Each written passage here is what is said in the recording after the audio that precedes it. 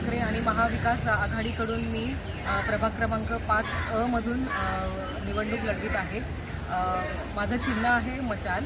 आम्ही महिलांसाठी आतापर्यंत आई फाउंडेशनमधून बऱ्याच महिलांसाठी आम्ही रोजगाराच्या संधी उपलब्ध करून दिलेल्या आहेत आणि आम्ही मोफतमध्ये महिलांना प्रशिक्षणही देतो आहे, जसं की मेहंदी क्लासेस झाले, स्टिचिंग क्लासेस झाले, आपलं ब्युटी पार्लरचे क्लासेस झाले, असे भरपूर 30पेक्षा जास्त आम्ही महिलांना प्रशिक्षण देतो आहेत आणि आज महिला स्वतःच्या पायावरती सुद्धा उभ्या आहेत।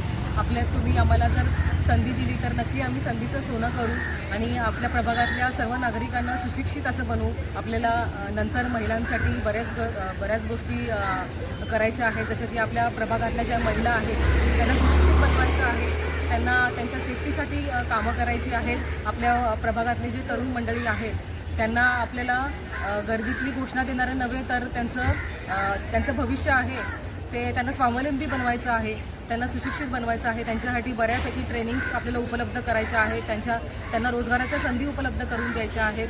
जर आम्हाला जर संधी मिळाली तर आपण नक्कीच आपल्या प्रभागातल्या नागरिकांसाठी चांगल्या सुविधा उपलब्ध करून देऊ, त्यांच्यासाठी योजनांचं नियोजन करू। जर आम्हाला संधी दिली तर आम्ही इथून पुढे महिलांसाठी बऱ्याच साऱ्या योजना राबवणार आहोत।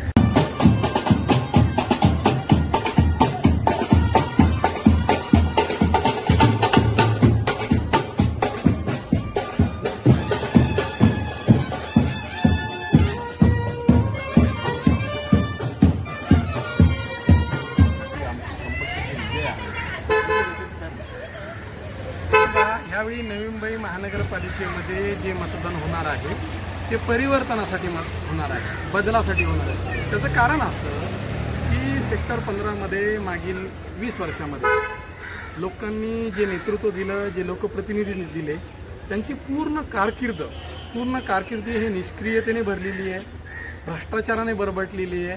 त्यांना जनमानसाचं, लोकांच्या समस्यांशी काहीही घेणं देणं राहिलेलं नाही आहे। त्यांनी जो काही तथाकथित विकास केला जे म्हणतायत तो केवळ स्वतःचा आणि कुटुंबाचा विकास करण्याचं काम केलं आहे। बाकी जनतेचा म्हणाल किंवा प्रभागाचा म्हणाल तो विकासात्मक दृष्टिकोन कधीच नव्हता। मी यांना नेहमी म्हणत असतो हे मिस्टर 10% आहे, श्रीमान 10% आहे।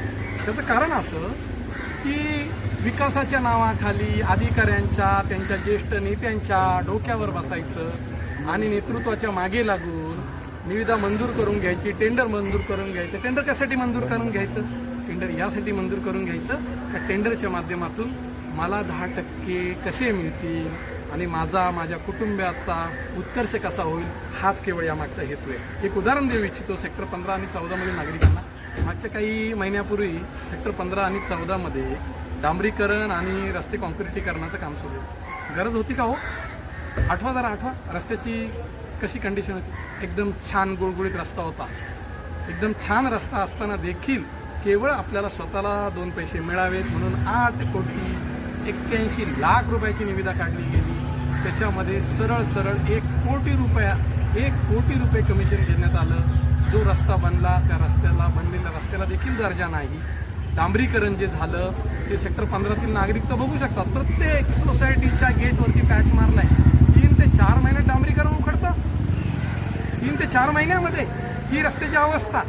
टेक्निकली जर बघायला गेलं तर डांबरीकरण केलेल्या रस्त्याची आयुर्मर्यादा 4 ते 5 वर्ष असते।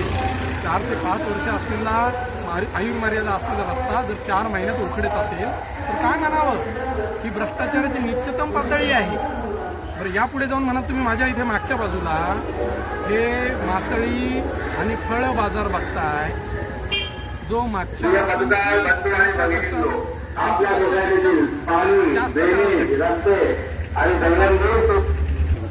आता ह्या मागच्या 20 वर्षामध्ये विकास कामांच्या नावाखालून जे 10% जे जमवलेत ना, यातून काय उभं केलंय? सेक्टर 15मध्ये 4-4, 5-5 फ्लॅट, सेक्टर 15च्या मार्केटमध्ये 2-2 गाळे, मर्सिडीज, BMW, आलिशान कार्स।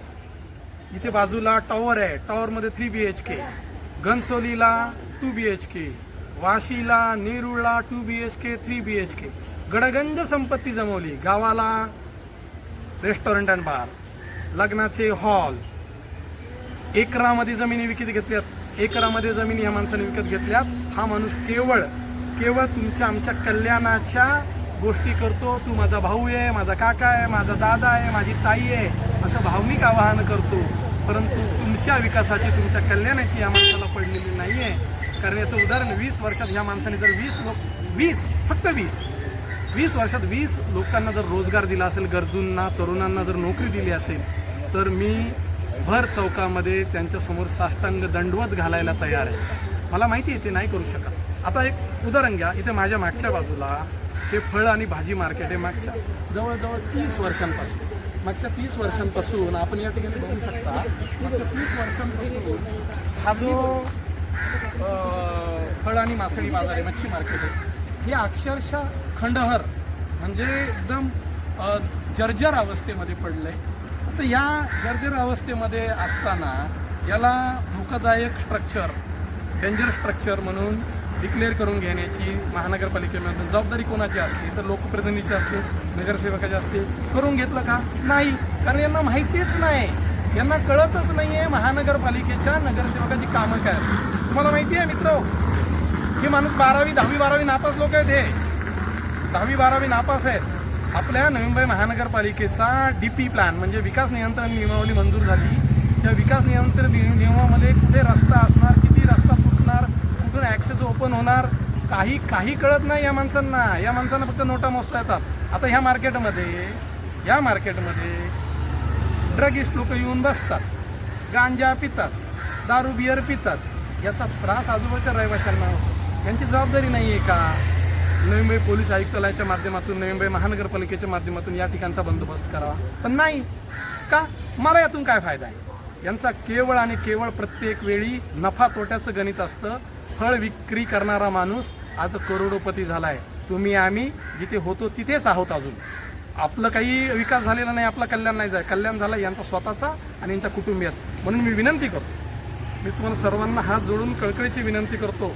मित्र हो, ताई, माई, अक्का, दादा, बाबा, तरुणांना सगळ्यांना विनंती आहे, यावेळी आपल्याला परिवर्तन घडवायचं. परिवर्तन यासाठी घडवायचे की आपल्याला सुशिक्षित, सुसंस्कृत आणि सुरक्षित चेहरे आणायचे. आपल्याला या ठिकाणचं वातावरण शांत ठेवायचे आणि भ्रष्टाचार विरहित आणि क्रियाशील असलेलं नेतृत्व पुढे काढायचं आहे. म्हणून शिवसेना उद्धव बाळासाहेब ठाकरे या पक्षाचे जे उमेदवार आहेत आमचे, त्या उमेदवारांना आपण प्रचंड मताधिक्याने विजयी करा. आमचे जे 4 उमेदवार आहेत, अ मध्ये ॲडव्होकेट प्रियांका अरविंद माने, ब मध्ये मात्र दिलीप नारायण, क मध्ये पूनम अमित आगवणे आणि ड मध्ये चेतन प्रकाश नाईक. या 4ही उमेदवारांच्या समोरील मशाल चिन्हाचे बटन दाबून आमच्या 4ही उमेदवारांना प्रचंड मताधिक्याने विजयी करा. बदल घडवा, परिवर्तन घडवा आणि बदलाची, परिवर्तनाची निशाणी ही मशाल आहे, लक्षात ठेवा. मशालीसमोरील बटन दाबून आमच्या 4ही उमेदवारांना विजयी करा ही पुन्हा एकदा विनंती करतो. धन्यवाद.